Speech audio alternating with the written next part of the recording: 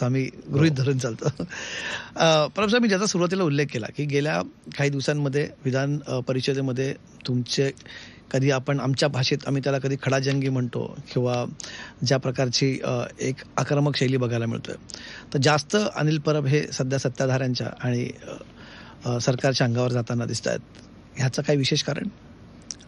एकतर मी विरोधी पक्षातला आमदार आहे, त्याच शिवसेनेचा, बाळासाहेबांच्या संस्कारात वाढलेला. आक्रमकता ही प्रत्येक शिवसैनिकांमध्ये, विशेषतः माझ्यामध्ये, ही बाळासाहेबांनी कुठून कुठून भरलेली आहे. त्यामुळे नेबळटपणे वागणं आणि आपल्या कॉलरला कोणी हात लावला तर गपचूप बसणं किंवा शांत बसणं हे आमच्या रक्तात नाही. आणि त्यामुळे सभागृहामध्ये, आता सभागृह ही उच्च दर्जाची ती जागा आहे, परंतु चांगल्या भाषेत किंबहुना कायदेशीर भाषेत, शेवटी त्या सभागृहात कायदा बनतो, तिथे संविधानाच्या आधारावरती ते सभागृह चालतं.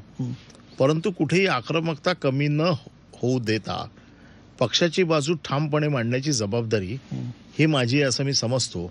आणि म्हणून सरकारच्या जिथे चुका आहेत, सरकार जिथे चुकते असं वाटतंय, सरकार जिथे सत्तेच्या माजावरती अतिरेक करत असं वाटतंय, तर त्यांचा समाचार घेणं हे माझं काम समजतो. आणि म्हणून मी आक्रमकतेमध्ये काम करतोय. परंतु आक्रमकता वेगळी,